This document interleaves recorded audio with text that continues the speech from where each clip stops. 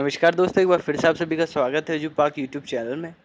तो दोस्तों, मुझे पता है कि आपके बहुत सारे एग्ज़ाम्स आने वाले हैं आने वाले समय में, ठीक है।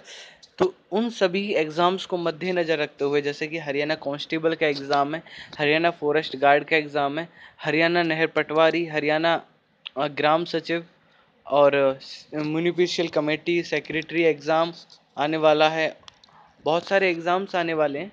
तो उन्हीं एग्ज़ाम को मद्देनज़र रखते हुए एजू पाक चैनल सबसे पहले, दूसरे चैनल की तो मैं नहीं कहूँगा किसी ने करा रखा है नहीं, मगर एजू पाक सबसे पहले हरियाणा एचएससी एग्ज़ाम्स के लिए क्रैश कोर्स कराने जा रहा है। ठीक है दोस्तों, यह क्रैश कोर्स लगभग 23 वीडियो में कवर होगा, ज़्यादा भी हो सकती है वीडियो, ठीक है। और कोशिश करेंगे कि ये वीडियो बहुत जल्द आप लोगों तक पहुँचे, ठीक है। और पूरी फैकल्टी तैयार है, हम तैयार हैं, बस देर है आपके तैयार होने की, ठीक है। तो चलिए स्टार्ट करते हैं।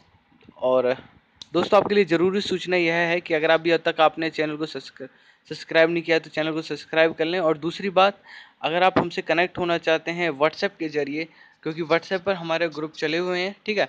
और जो ये ग्रुप हैं बॉयज़ और गर्ल्स के सेपरेट ग्रुप हैं, ठीक है। तो आप अपना नाम, अपना जेंडर, डिस्ट्रिक्ट और स्टेट व्हाट्सएप कर दीजिए 9671720554 पर, ठीक है दोस्तों।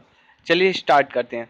तो दोस्तों, आज का जो टॉपिक रहने वाला है, और जो अच्छी बात यह है कि जो क्रैश कोर्स होगा, जो ये क्रैश कोर्स होने वाला है, उसमें हम ट्रिक्स भी बताएंगे आपको, ठीक है। मतलब पूरा का पूरा क्रैश कोर्स आपको लगेगा ही नहीं कि मैंने कुछ पढ़ा भी है, और जबकि आप इम्पोर्टेंट सारी चीज़ें पढ़ जाओगे, ठीक है। तो चलिए स्टार्ट करते हैं। आज हम जो कवर करने जा रहे हैं, आज के जो टॉपिक्स हैं वो आज हम कवर करेंगे rivers and flowing system in Haryana, झील और प्रमुख परियोजनाएं। तो मेनली जो भी हमारा जो वाटर से रिलेटेड चीज़ें हैं वो आज हम कवर करने जा रहे हैं हरियाणा में, ठीक है। तो चलिए स्टार्ट करते हैं दोस्तों। सबसे पहले रिवर।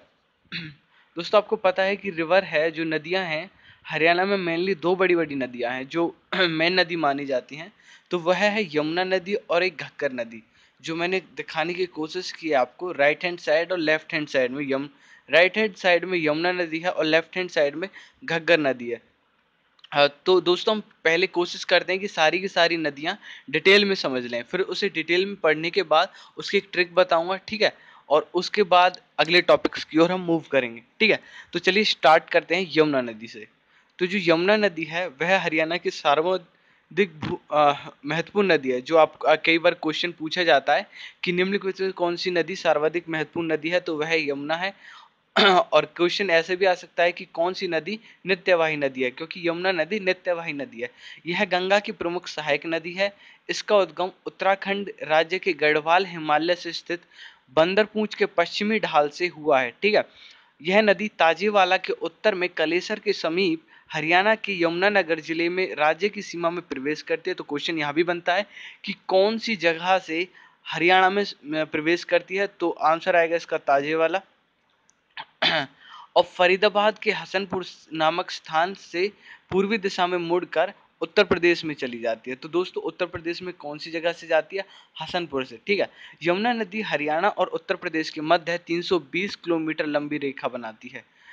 तो क्वेश्चन ये भी बन सकता है कि हरियाणा नदी उत्तर प्रदेश के साथ कितने किलोमीटर की सीमा बनाती है? तो यह बनाती है 320 किलोमीटर की सीमा। तो दोस्तों, चलते हैं अगली नदी पर। अगली नदी है घग्गर नदी। तो दोस्तों, यह दूसरी नदी है, यह मौसमी नदी है पहली बात, और यह दूसरी बड़ी नदी है जो हरियाणा को पंजाब से जो अलग करती है, ठीक है। जो हिमाचल प्रदेश के शिमला के समीप डगसई से निकलती है, ठीक है। और कालका के निकट हरियाणा राज्य में प्रवेश करती है। यह पंचकुला, अंबाला, कैथल, फतेहाबाद और सिरसा में बहती हुई राजस्थान के हनुमानगढ़ के निकट मरुस्थलीय क्षेत्र में लुप्त हो जाती है। मार्ग में घग्गर नदी बाईं ओर से सरस्वती नदी के द्वारा टांगरी और मारकंडा नदियों का जल भी प्राप्त होता है। ये सारी चीजें मैं बताऊंगा लास्ट में, जो ट्रिक बना रखी है बहुत महत्वपूर्ण ट्रिक है, ठीक है। इसके बाद है सरस्वती नदी। जो सरस्वती नदी है दोस्तों, इसका उद्गम हिमाचल प्रदेश के सिरमौर से हुआ है। यह अंबाला, कुरुक्षेत्र, कैथल जिलों में प्रभावित होने के बाद पंजाब के संगरूर जिले में घग्गर नदी में मिल जाती है। यह नदी अपनी सहायक नदियों टांगरी और मारकंडा के जल को भी घग्गर नदी में उड़ेल देती है। अगली नदी है साहेबी नदी। तो दोस्तों नदियां हैं ये, तो ये नदी कवर हो रही है डिटेल में, ठीक है। तो पढ़नी आपको ये अच्छे से, आपको बार बार वीडियो देखनी है अगर आपको नदी नहीं आती है। तो मैं को इस जो मैं ये जो वीडियो है इसमें मैं 100% कह सकता हूँ कि अगर आप ये वीडियो देख जाओगे तो नदी वाले पोर्शन में से कुछ भी नहीं बचेगा आपका, ठीक है। कोई भी क्वेश्चन गलत नहीं हो सकता। साहिबी नदी राजस्थान के जयपुर से निकल के बीजा जीरो के समीप बहरोड पहाड़ी मेवात से निकलती है। कोट के कासिम निकट यह नदी रेवाड़ी जिले में प्रवेश करती है। यह राज्य के रेवाड़ी और गुड़गांव जिलों में बहती है। साहिबी नदी में राजस्थान एवं जयपुर जिले से बाईं ओर सोता नदी मिलती है। कोट कासिम के निकट बरकेनिया नाला तथा नूह से निकलने वाली इंदौरी नाला जो बाईं ओर से आता है वह भी साहिबी नदी में मिल जाता है। अगली नदी है मारकंडा नदी। दोस्तों मारकंडा नदी का उद्गम हिमाचल प्रदेश की शिवालिक की पहाड़ियों से हुआ है।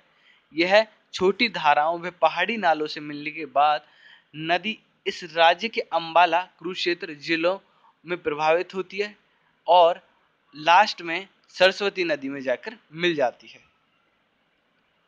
एक और महत्वपूर्ण नदी है वह है इंदौरी नदी। दोस्तों इंदौरी नदी मेवात, जिसे अब फिलहाल सत्यमेव परम बोला जाता है, के निकट नूह के निकट मेवात की पहाड़ियां हैं दोस्तों, वहां से प्रवेश करती है। प्राचीन इंदौरी किले के निकट के उद्गम के कारण इसे इंदौरी नदी कहा जाता है। जो इंदौरी नदी है, इंदौरी किला है वहां पे, इस वजह से इसे क्या कहा जाता है, इंदौरी नदी। तो क्वेश्चन आ सकता है कि इंदौरी नदी को इंदौरी नदी क्यों कहा जाता है, क्योंकि वो दो नदियों के मेल से बनती है। दूसरा ऑप्शन कुछ भी हो, या फिर एक ऑप्शन मिलेगा आपको इंदौरी किले के कारण। तो सही आंसर है इंदौरी किले के कारण। यह छोटी नदी दो शाखाओं में बढ़ जाती है। एक शाखा रेवाड़ी जिले के समीप साहेबी नदी में मिलती है। बेसिकली यह वही नाला है जिसकी अभी कुछ देर पहले हमने बात की है। और दूसरी शाखा कुछ अन्य बरसाती नालों का पानी लेकर पटौदी के निकट साहेबी नदी में मिल जाती है। तो दोस्तों बेसिकली मैंने बहुत डीपली जो चीज़ें हैं वो एलेबोरेट करने की कोशिश कर रहा हूँ। आपके लिए जो इम्पोर्टेंट चीज़ वह यह है कि नदी, जो इंदौरी नदी है वो कहाँ से आती है, ठीक है। ये है दोस्तों ट्रिक जिसकी मैं बात कर रहा था, आपकी ट्रिक बताऊंगा, ठीक है। तो सारी नदी हमने अभी डिटेल में कवर कर ली हैं, तो कोशिश करते हैं ट्रिक से जानने की। तो दोस्तों ये इमेज आपको लग रहा होगा कि ये क्या इमेज, ये कैसी ट्रिक है, ठीक है। तो दोस्तों चलिए देखते हैं, समझते हैं ऐसा क्या छुपा है इस ट्रिक में। तो सबसे पहले बात करते हैं यमुना नदी की। इधर साइड जो ब्लैक लाइन दिखाती है वही यमुना नदी है, ठीक है दोस्तों। और यमुना नदी को मैं डिफाइन कर चुका हूँ, ठीक है। वहीं दूसरी ओर घग्गर नदी है। अब देखिए घग्गर नदी में जो ग्रीन नदी गिर रही है वह है सरस्वती नदी। जो घग्गर नदी में जो ग्रीन नदी गिर रही है, ये ग्रीन नदी है, वह है घग्गर नदी। बेसिकली ग्रीन नहीं है, मैं लाइन की बात कर रहा हूँ, जो ग्रीन लाइन की, ठीक है। ऐसा नहीं है कि ग्रीन नदी है, ठीक है। अच्छा, अब जो सरस्वती में गिर रही है वह है मारकंडा, और जो मारकंडा में गिर रही है वह टांगरी। तो देखो 5 नदियां आपकी घग्गर, सरस्वती, मारकंडा, टांगरी ऐसे कवर की जा सकती हैं। कि घग्गर नदी की जो सहायक नदी है वह है सरस्वती, क्योंकि देखिए घग्गर में कौन सी नदी गिरती है, सरस्वती नदी। जो सरस्वती नदी की जो सहायक नदी है वह है मारकंडा नदी, क्योंकि देखिए मारकंडा नदी किस में गिर रही है, सरस्वती नदी में। और जो मारकंडा नदी है उसकी जो सहायक नदी है वह है टांगरी नदी, क्योंकि जो टांगरी नदी है वह कहाँ गिर रही है, मारकंडा में, ठीक है। अच्छा, जो दोहनी नदी है उसे ऐसे भी याद रखा जा सकता है दो। तो दोहनी नदी 2 भाग में डिवाइड हो जाती है। याद रखिए कि क्वेश्चन आता है कि कौन सी नदी ऐसी है जो 2 भागों में डिवाइड हो जाती है, वह है दोहिनी नदी। क्वेश्चन एक और ट्रिक बनती है यहाँ पे, कृष्णावती। ये कैसे पता लगे कि कृष्णावती नदी हरियाणा के किस भाग से प्रवेश करती है। तो बेसिकली जो कृष्णा से याद रख सकते हो, कृष्णा जी का जन्म मथुरा में हुआ था।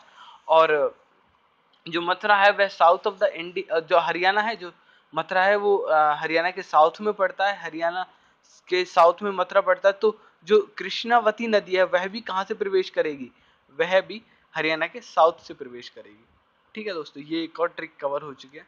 तो अब कोशिश करते हैं हरियाणा की झीलों को कवर करने की। जो इम्पोर्टेंट झीलें हैं वो यही हैं 5। बाकी और भी कई सारी झीलें हैं जिन्हें मैं जिन्हें मैं पर्यटन में लूंगा, पर्यटन वाले पार्ट्स में मैं उन झीलों को लूंगा। बाकी जो महत्वपूर्ण झीलें थी वो यही बनती हैं कि दमदमा झील कहाँ पे स्थित है। तो बेसिकली इन्हें याद मत रखो, ठीक है। ऐसे केवल याद रखो गुड़गांव, गुड़गांव में याद रखना है आपको कि दमदमा, खलीलपुर और कोटला। याद रखें, दमदमा, खलीलपुर, कोटला। बेसिकली कोटला मेवात में, तो मेवात कहाँ पे पड़ता है? गुड़गांव में, ठीक है। तो ऐसे याद रख सकते हैं कि दमदमा, खलीलपुर, कोटला, दमदमा, खलीलपुर, कोटला, गुड़गांव। सुल्तानपुर भी कहाँ? गुड़गांव, ठीक है, क्योंकि सुल्तानपुर, आप याद रखें कि गुड़गांव के सुल्तान होते हैं। मैं ये चीज देखो, कुछ बातें मैं आपको बताऊंगा कि गुड़गांव के सुल्तान होते हैं, ऐसा मैं बोल, बेसिकली इसका ये मतलब नहीं है कि होते हैं, ठीक है। इसका मतलब है कि मैं एक ट्रिक बताऊंगा आपको, ठीक है।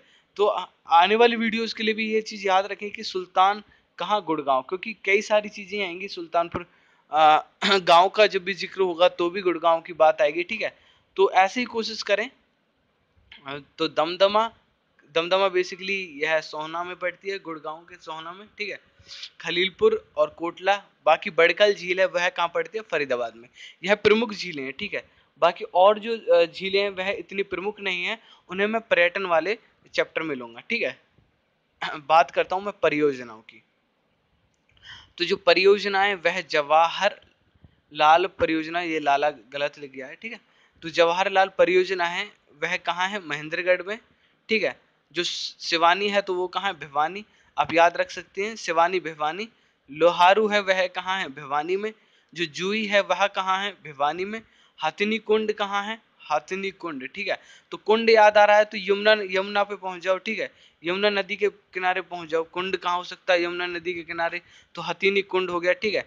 जो नरवाना है वो नरवाना में, ठीक है। तो ये महत्वपूर्ण परियोजनाएं और उनकी जगह बता दी है, ठीक है, कौन कौन सी परियोजनाएं। तो दोस्तों अगले सेशन में मिलते हैं। हाल ही अभी के लिए आप चैनल को सब्सक्राइब कर लीजिए और मुझे बताइए कि वीडियो में कौन कौन सी चीज़ें सुधारने योग्य हैं, ठीक है। कमेंट करके ज़रूर बताइए और ये भी बताइए कि आपको ये वीडियो कैसी लगी, और चैनल को सब्सक्राइब किए बिना बिल्कुल ना जाइएगा। धन्यवाद।